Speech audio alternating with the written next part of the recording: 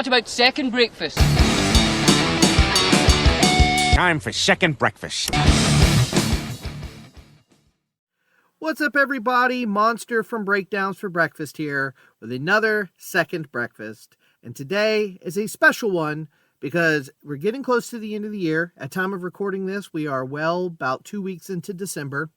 And wanted to kind of go over some of your comments, your feedbacks, some funny little messages we've gotten recently that I thought would be funny to share. Like I said, 2025 is coming to a close. Big shout out to everybody who's listened and shared our episodes and talked about it with your friends. Really do appreciate it.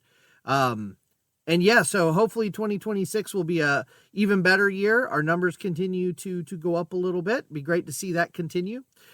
So for today, I just wanted to kind of go over some of the comments and feedback that we've received over the past couple of months. I did one of these earlier in the year. This is all some newer stuff, up until basically the beginning of December. So, starting off, our good friend Phil from Philly, he had sent us a couple of, requests. He's been a huge, supporter of ours. Obviously, his name is not Phil, and he's not from Philly, but that is who we know him and love him as. But here's a couple messages he sent us, which is kind of funny.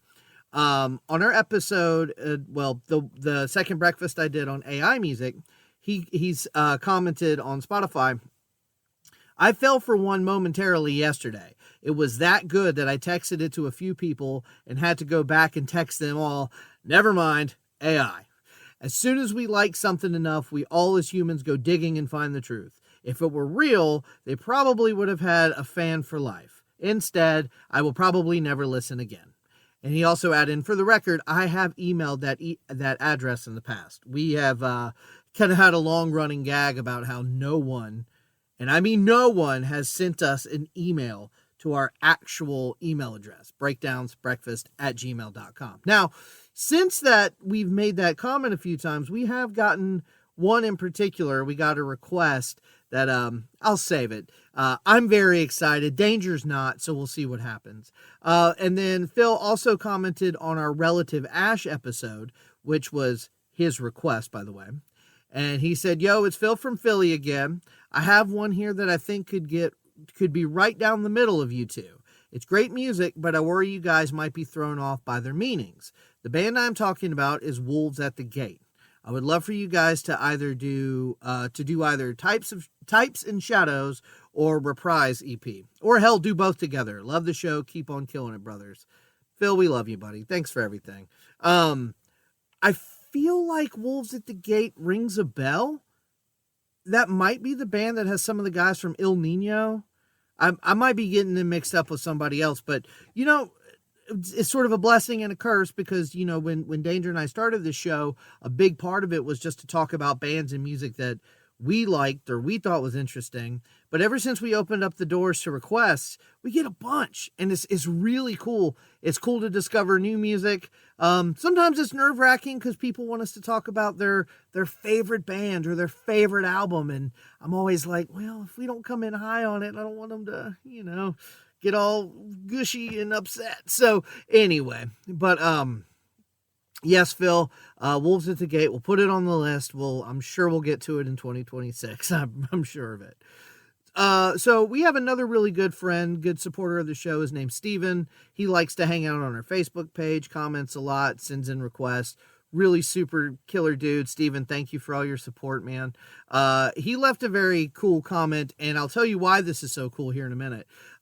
He put on, commenting on our video game music second breakfast that I did. He said, "The Silent Hill 2 OST," talking about the original soundtrack, "is one of my favorite albums. Really feels weird to say that, but it's totally true. Akira Yamaoka, maybe, mixes late 90s, early 2000s alternative rock, ambient, industrial, even the recurring Breakdowns for Breakfast theme of trip hop, LOL." Okay, so what's really funny about this, Steven, is I just finished playing Silent Hill 2 Remake on PS5. I love horror games. I've talked about it a lot.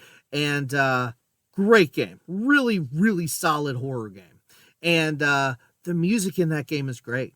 If you don't know much about the Silent Hill franchise, this isn't the time or place for it, but it's more than just visceral, scary horror. It's very psychological. It's very under your skin, unnerving, unsettling. It deals with a lot of sort of taboo adult topics. So the music does a really good job of either creating the eerie atmosphere or engaging you on an emotional level for those parts of the game. So I agree, Steven. The Silent Hill soundtracks are great. I mentioned this on the Second Breakfast episode. Some of my favorite video game music is the Resident Evil series, the save room music.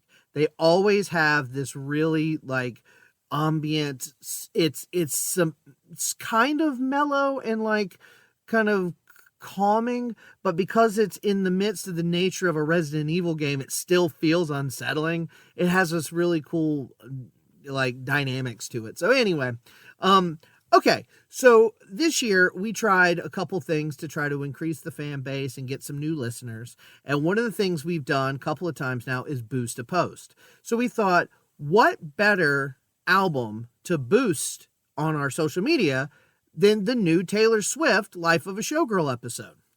Now, I don't really understand exactly how social media works. I don't really know what makes certain people click things and not other things and yada, yada, yada. But what I found very funny was our post about the new episode got almost 1,000 reactions. Needless to say, we've never gotten that many reactions on any other post ever. But a lot of the comments were just like, okay, cool. You know, they didn't really say one thing or the other. Except a lady named Donna and a lady named CY, decided to get into a major argument in our comment section. And it was just too funny not to share. So if you didn't see this or you don't want to scroll through to try to find it, I'm just going to read it to you. It's hilarious. So it starts with Donna saying, Taylor who? And then this CY lady, I'm just going to call her Cy because her last name is also like a lot of letters and kind of strange. But anyway, so Donna says, Taylor who? And Cy said, stupid post, even you know. And Donna says, like I said, Taylor who? I don't listen to her crappy music. And then so Donna replies back, that's your loss. Google her, Einstein. So Cy replies back to Donna, how do you know it's crappy music if you don't know who she is and don't listen to her? Like I said, stupid post. Now I'm assuming they're talking about each other's posts and not our post, because our post was great. It was just, linked to the episode like usual. So Donna comes back and says, Cy, I know it's crappy music if it's pop. And like I said, Taylor who? And so Donna responds back to Cy, now tell me exactly why I would want to, Einstein. Now that's a stupid post, LOL, and a bunch of laughy faces. So at this point, I don't even really know who's arguing with who about what, but it continues. So Cy replies to Donna, stupid post, how do you know it's crappy if you don't listen to it? Donna replies to Cy, because I don't like pop. How many times do I have to tell you? Cy replies to Donna, she has country hits also. Still a stupid post. Donna, now this is when Donna starts bringing out the big guns. She says, Cy, no. Do you know what's really stupid is the fact that you're a guy arguing about Taylor who? So tell me something. Are you out of the closet yet? Whoa. So now we're throwing allegations at people. Okay. So Cy responds back, Donna, still stupid. You said you don't like her just because she's pop. You don't even know her or what she is about. Very stupid. Don't worry, we're getting close to the end here. So Cy responds back, oh, you poor girl. Why don't you just get a life? I know more about her than you think I do, and all your posts are absolutely stupid. Donna, if you knew about her, why did you post what you did? That's stupid. And one more from Cy to Donna. If you now claim to know all about Taylor, then your original post was stupid. All I got to say is thanks, guys.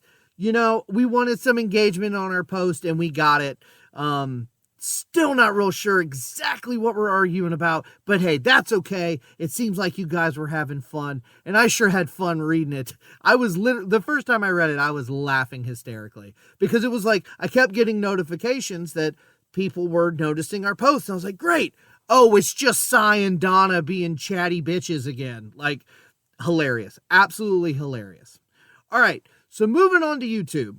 Got a comment on our Dance Gavin Dance episode from a guy named Darth Orion. This is probably my favorite comment we've gotten so far.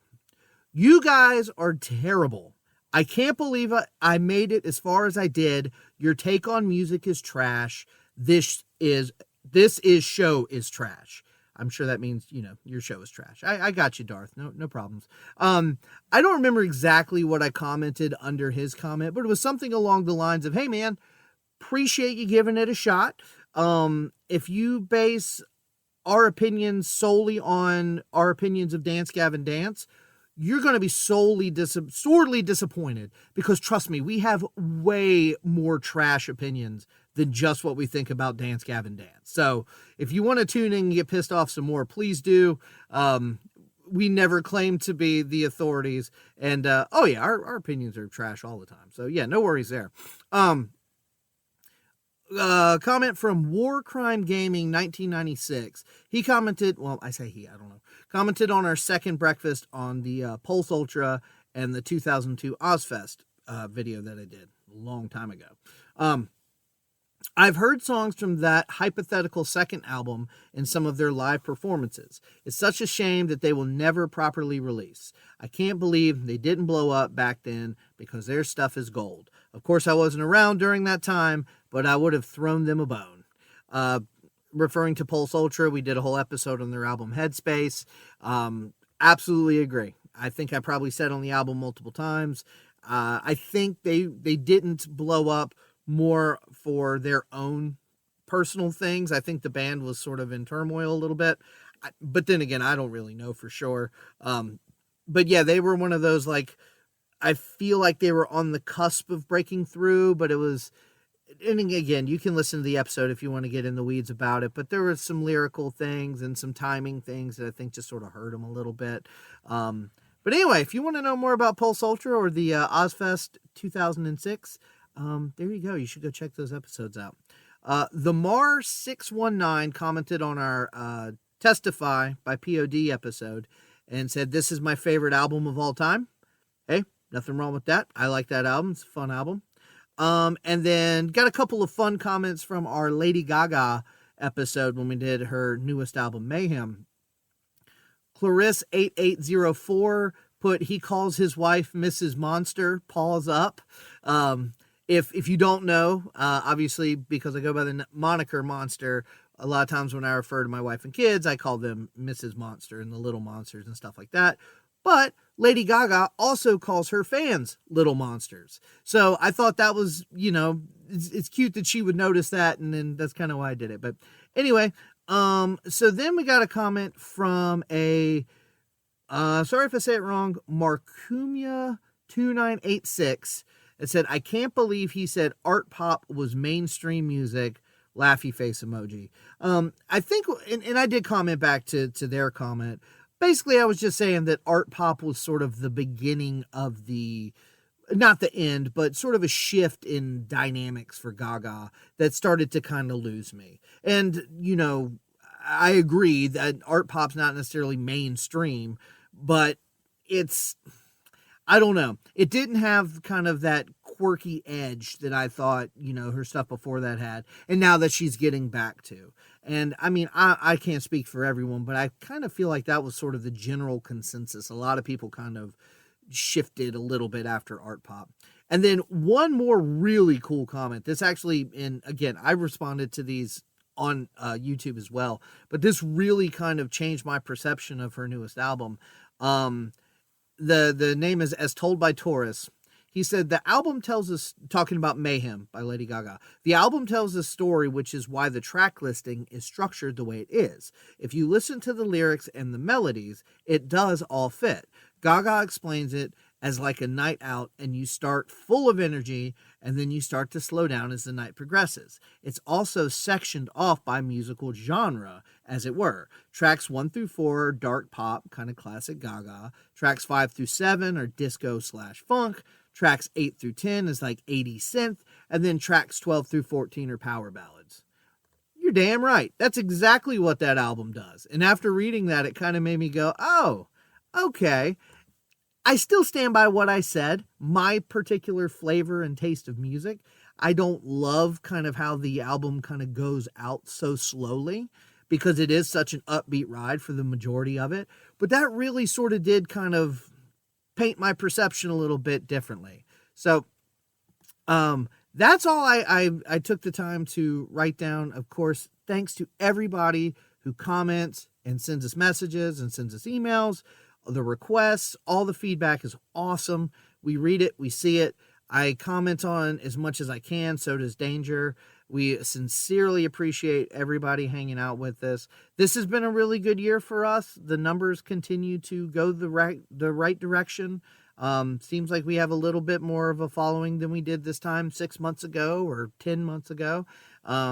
We got some cool albums lined up for next year already. Got a couple of guests that we're working on getting that are, have a little bit of a following as well. We were really, really lucky to have so many cool guests this year, like Matt Kelly from Geekscape, Cody Tucker, JC from Blank Era, and of course our good buddy TJ from The Ongoing Concept, our only repeat guest so far, but I'm sure we'll have some more. So anyway, please keep the stuff coming, man. Please keep commenting. Please keep sending us emails, requesting episodes, albums. Very cool. And of course, just keep, just listening, telling your friends about us. We sincerely appreciate it. If you agree with us, if you disagree with us, cool. Let us know. We like to go back and forth, and it's funny. We've even gotten to little back and forth debates with bands whose albums we've done. And, why did you say this? Why do you like this, like that, don't like this?